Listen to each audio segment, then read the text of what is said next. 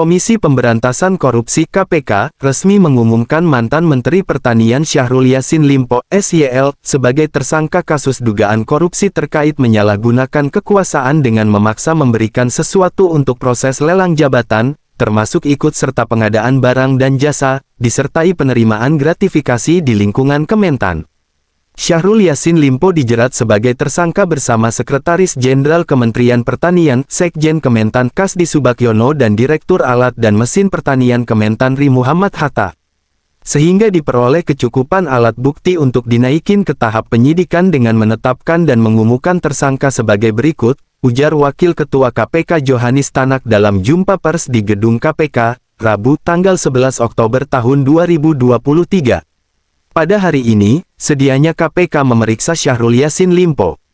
Hanya saja Syahrul Yassin Limpo tak memenuhi panggilan penyidik KPK dengan alasan menjenguk orang tuanya yang sakit di Makassar, Sulawesi Selatan, Sulsel. KPK mencegah Syahrul Yassin Limpo dan keluarganya ke luar negeri.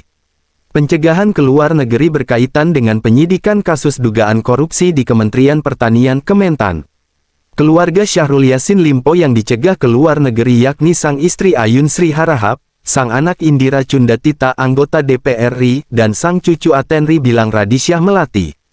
Selain keempat orang itu, KPK juga mencegah 5 orang lainnya yakni Sekjen Kementan Kasdi Subagiono, Direktur Alat dan Mesin Pertanian Kementan RI Muhammad Hatta, Kepala Biro Organisasi dan Kepegawaian Kementan RI Zulkifli, Direktur Pupuk dan Pestisida Kementan RI Tommy Nugraha, dan Kepala Biro Umum dan Pengadaan Kesekjenan Kementan RI Sukim Supandi. Dengan telah bergulirnya penyidikan perkara dugaan korupsi di Kementan, maka sebagai bentuk backup dan support dalam memperlancar proses penyidikan tersebut, saat ini KPK telah ajukan 9 orang untuk dicegah melakukan perjalanan ke luar negeri, ujar Kabag Pemberitaan KPK Ali Fikri dalam keterangannya. Dari 9 orang yang dicegah ke luar negeri, 3 diantaranya sudah dijadikan tersangka. Mereka Syahrul Yassin Limpo, Kasdi Subagiono, dan Muhammad Hatta. Mereka adalah para tersangka dan pihak-pihak terkait lainnya dalam perkara tersebut, kata Ali. Ali mengatakan, pencegahan ke luar negeri terhadap mereka diberlakukan selama 6 bulan hingga April tahun 2024. Ali berharap para pihak yang dicegah ke luar negeri kooperatif terhadap proses hukum.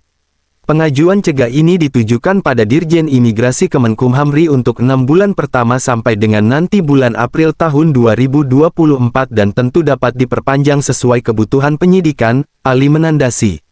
Dalam kasus ini KPK sudah menggeledah rumah dinas Syahrul Yassin Limpo dan kediaman pribadinya di Makassar.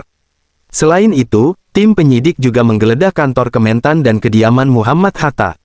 Dalam penggeledahan di rumah dinas Syahrul Yassin Limpo, tim penyidik menemukan uang sekitar 30 miliar rupiah.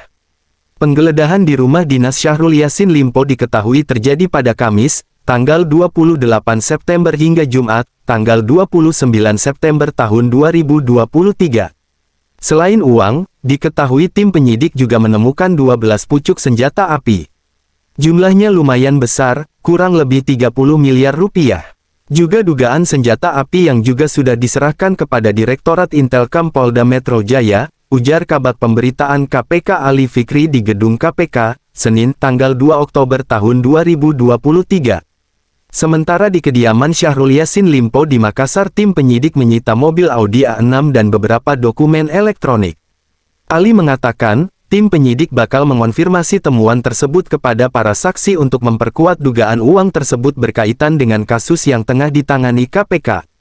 Kedepan perlu kami lakukan konfirmasi kepada pihak-pihak yang dipanggil sebagai saksi, kata Ali.